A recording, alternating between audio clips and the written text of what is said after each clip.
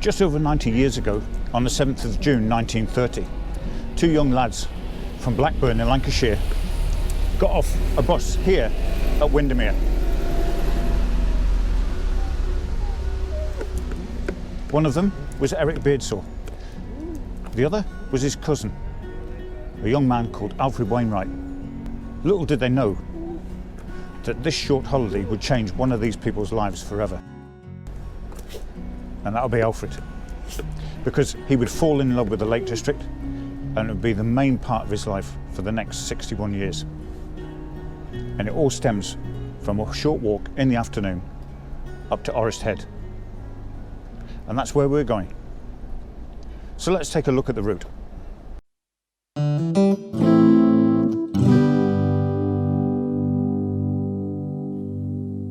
Orrest Head lies just to the east of Windermere town, close to the A591. Parking can be had in various locations in the town. After crossing the A591, we take the good lane that heads up through the woodland towards Orrest Head.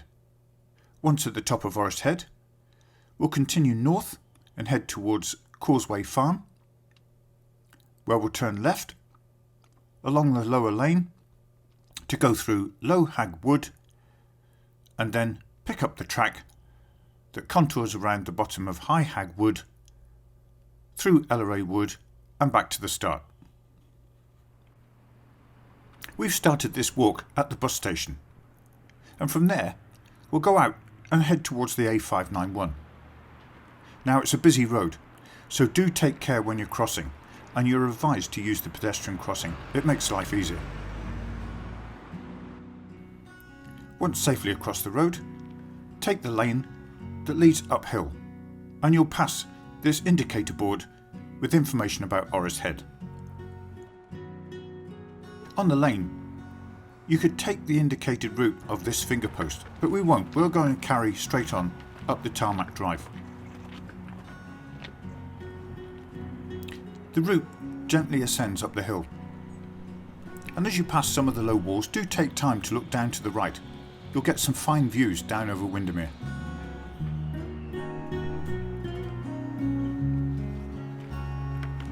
You can just follow the lane, but here we're going to head off to the right and take the shortcut on the footpath that goes up through the woods.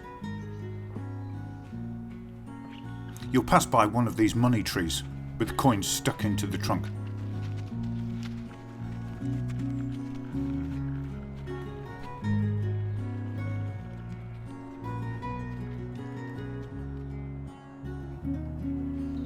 It was a beautiful day, blue sky and golden leaves, almost a perfect autumn walk.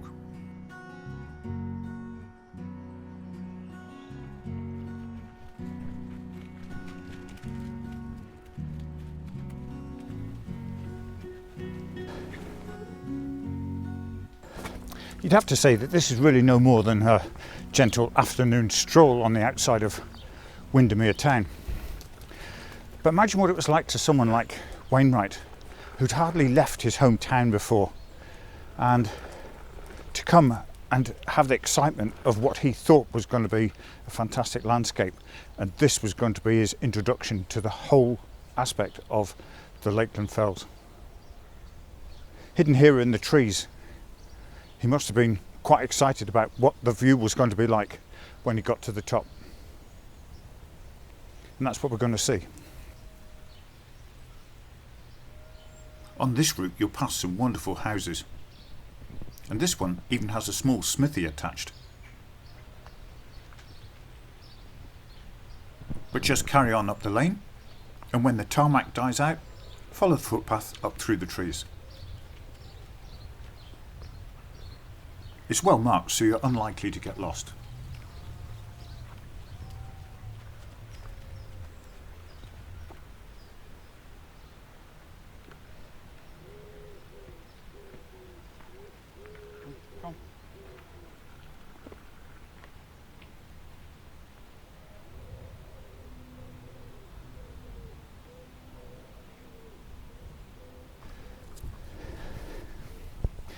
It's hard for us to imagine what it must have been like for these two young lads who had hardly left their home in Lancashire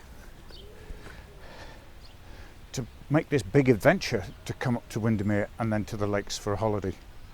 For us, with the internet and Google and TV and all this sort of stuff, we can see everywhere in the world. But to them, this was a 60-mile journey, but it was a totally different world away.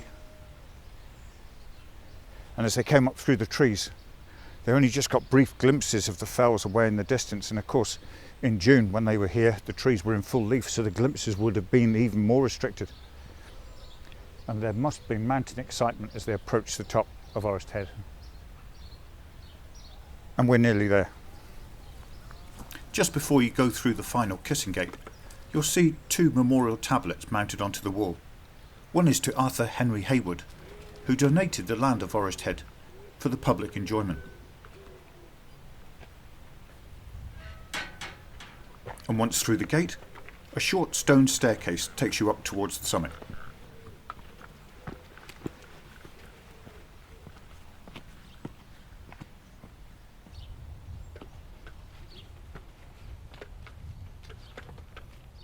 Of all the fells in the Lake District, Orrest Head probably lays claim to having the most number of good seats. And why not? What a fantastic place to enjoy the view.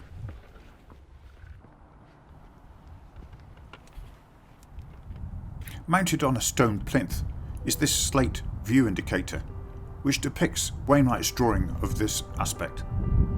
It was put here in July 2012 and replaced an old one which had been damaged.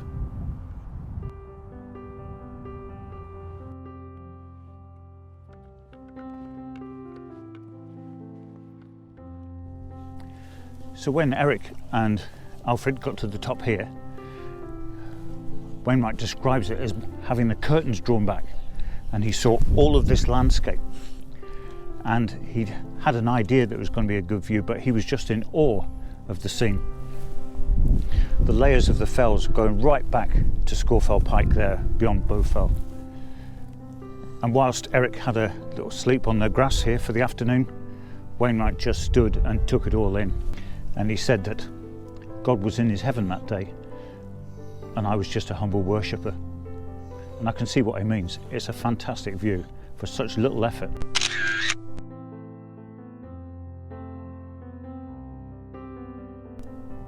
Really struck him. And this is where it all started.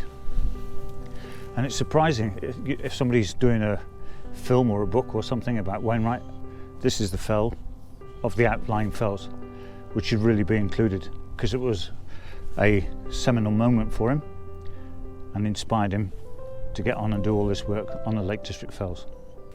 But like most places in the lakes today, it's much busier, because on the day they came up, Saturday afternoon in June, a lovely day, they didn't see another person. Certainly a lot different today, considering it's midweek in November. But the seat that I'm sitting on, the stone seat, is at the highest point, which is just behind me here at 781 feet. And the viewpoint, the indicator down there, is just a little bit lower. But that's where you can find the panoramic view of all the Lakeland Fells. It's well worth having a look at.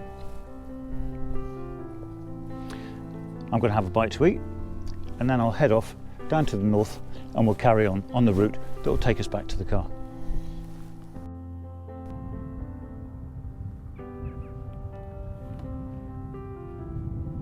One last look at the view before we head down towards Causeway Farm.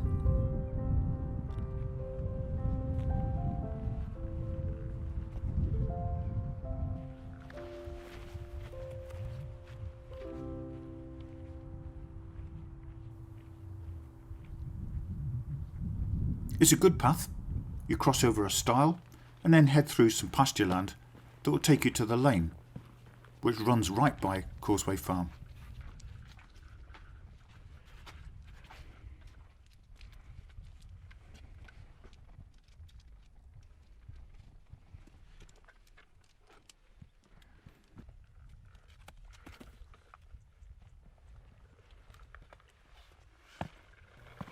As you walk through the fields, you'll see this impressive tarn. Well, it's not really a tarn. It's not marked on the map and it's not named. In fact, it's probably the result of the heavy rain that we've had in the recent few weeks. It should soon drain away.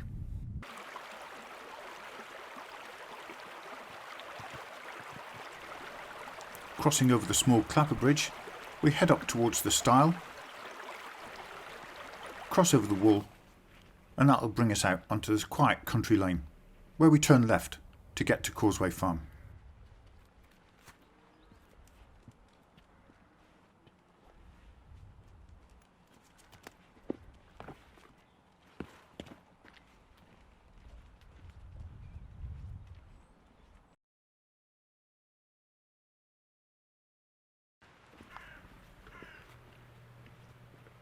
About 400 metres past the farm, we'll take this wooden kissing gate down through the left, which will bring us into Low Hagg Wood.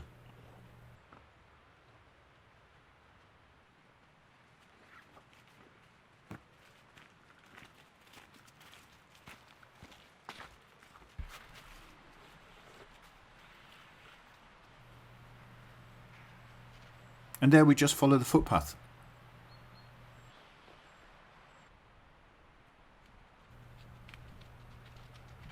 It's tempting to go through the left-hand gate here, but don't. Stick to the woodland and carry on.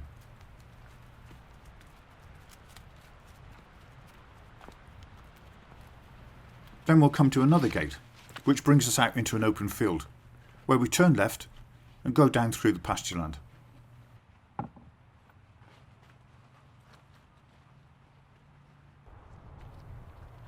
It's a lovely bit of open parkland, and we pick up the track that goes down the hill. Yeah.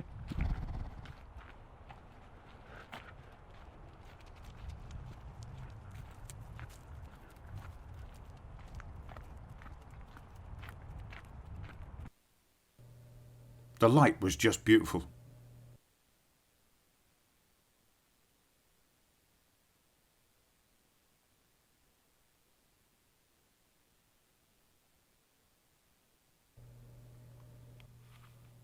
Near the bottom of this drive you'll come to another signpost, and we take the path indicated to the left, which will take us back into the wood.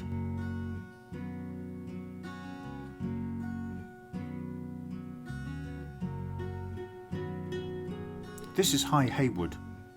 Continue along the good footpath, over a stream, and then alongside the wall on the edge of the wood.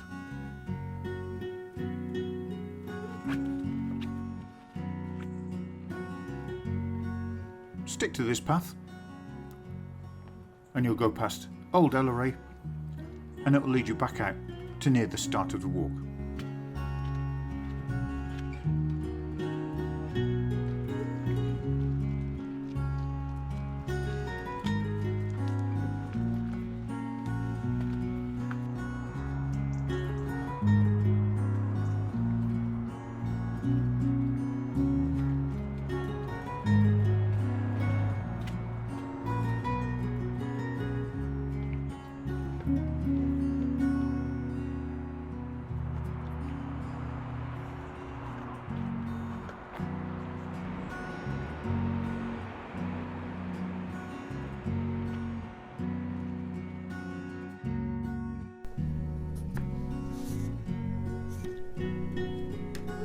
Now, that may have only been a short walk of 3 miles, but I feel that Orrest Head is a place that anyone who's got an interest in Wainwright should go and visit and see for themselves what inspired him for his work on the Lakeland Fells. As for me, all of these walks I get inspiration for paintings, and that's the main reason I go out and take all my photographs and do the walking. And I come back, like I've got here in the studio, and I put together a series of thumbnail sketches, little watercolour paintings which don't take long to do. And from that short walk of 3 miles, I've come back with, here's 12 ideas for what could be paintings in the future. Now, I hope you've enjoyed the film. If you have, why not click the like button? And even better, subscribe to my channel if you haven't done so already, because in the near future I'll be putting more films up about my walks and my painting. But, as I always say, thanks for watching.